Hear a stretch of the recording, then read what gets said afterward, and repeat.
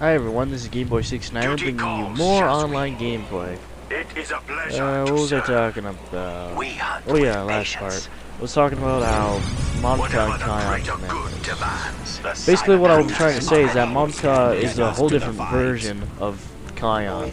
And like I said, you get hammerhead gunships, crisis suits, which are basically Gundam, ships, whatever. And then you got Kion, which basically gives you crew talks, which is basically mini powerhouses. Whatever the greater good demands. Crew hound squads, which are amazing melee units. Probably the best melee unit in the game.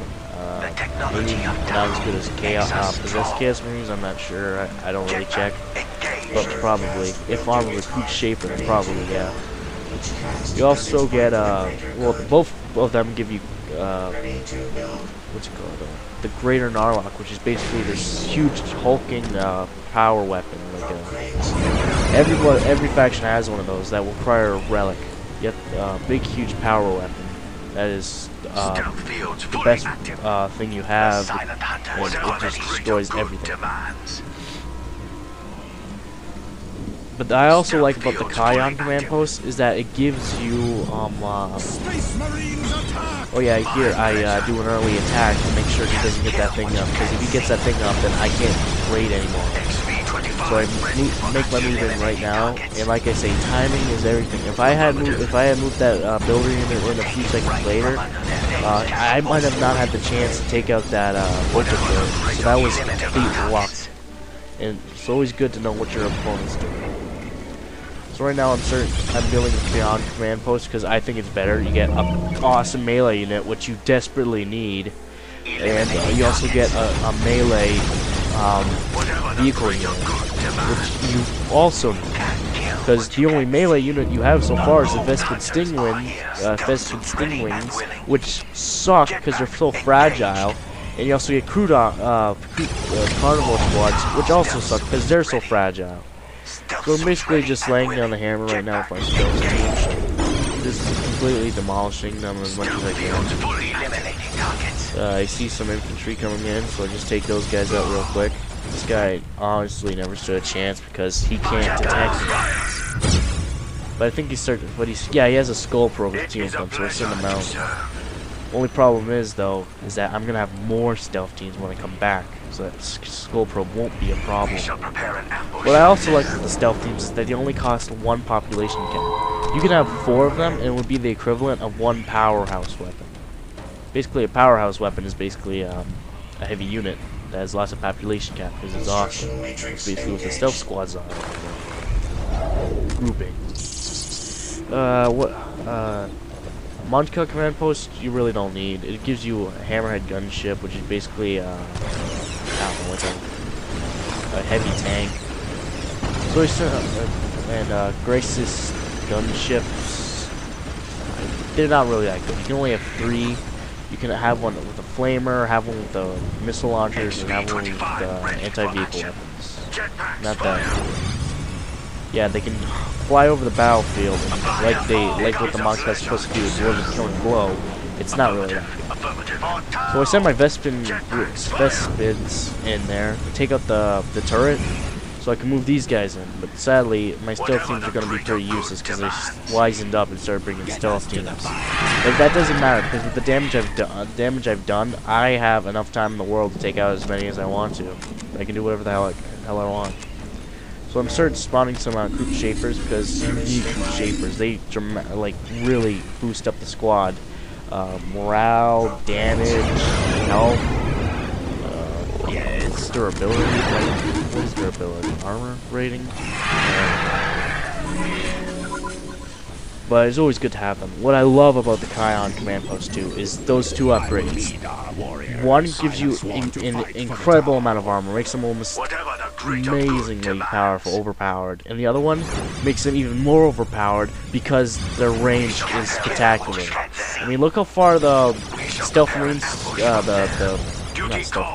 stealth suits can go now, and how far they can shoot. It's amazing.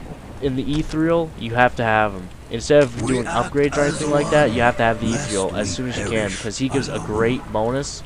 he can spawn fire warrior bodyguards, which have incredible range. I mean, incredible range. They are so overpowered. You can spawn them at your base, and they can probably shoot halfway across the battlefield straight to the front lines. Incredible bodyguard unit, best ever. So here's what I was talking about: how I'm not good at multitasking, because, like I said, I was losing those troops. If I had done another second, like building or something, those guys probably wouldn't be there, and I would have wasted all my resources. So I have a couple of recruit shapers up yet now, and I'm starting to build up my melee unit because Space Marines aren't that good at melee. They're decent, but not the best. And he doesn't have any like dreadnoughts or anything that can do some heavy damage. Even if he did, I had a stealth team to take him out. What I love about stealth teams, though, they are honage at its finest. If you have 4 squads and you upgrade each one with a sergeant and heavy anti-vehicle weapon, they can destroy anything. Dreadnoughts, probably even they could do massive damage to a Baneblade. And if you don't know what that is, it's a huge tank, the biggest tank ever, probably one of the best weapons to use from a far range. It's amazing. So right now I'm just laying down some fire. I decided to take out the builder unit first because I have better range. My infantry damage is higher than vehicle damage or base damage, whatever you want to call it. So I start doing damage to him. Just building up a defense. At this point, since I have the upgrade, I decided to build a couple fire warrior squads because their range is pretty high too, but not as good as E3's bodyguard. E3 also gives everyone, why you have to have E3 out so quickly, not just because of the fire warrior bodyguards, but because they give everyone a huge bonus, like melee, like a damage, morale, armor, health. It's really good to have the E3. You have to keep them alive. Plus the secondary abilities are amazing. Hold on, an airstrike, which really isn't that good, but it can disrupt units. Like a huge melee battle going on, you can just summon one of those in, push everyone apart, let fire warriors get out of there because they suck at melee, so it's bad. Plus, its hologram cloning ability is really good because I don't have to waste builder units anymore. I can just send them in, fake them out. Skyray missile gunships also good.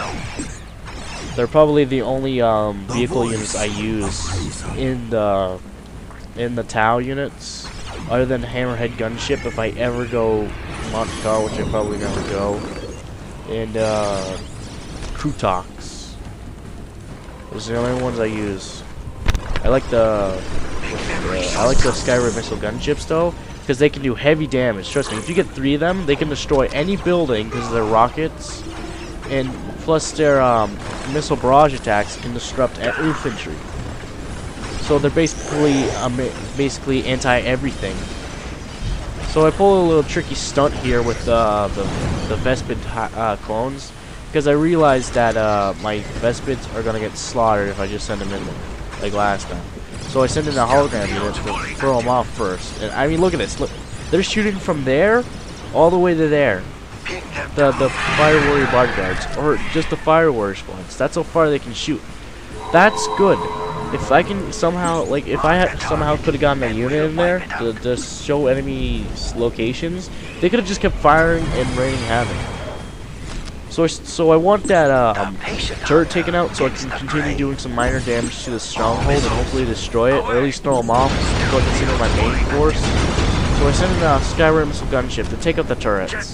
That will then put all the servitors to heal and defend the turrets and out most of his units. So I make a gutsy move here and start taking out some of the turrets. I take out that turret instead of the weakened one because I like to leave the Skyrim missile gunship his own target for some reason.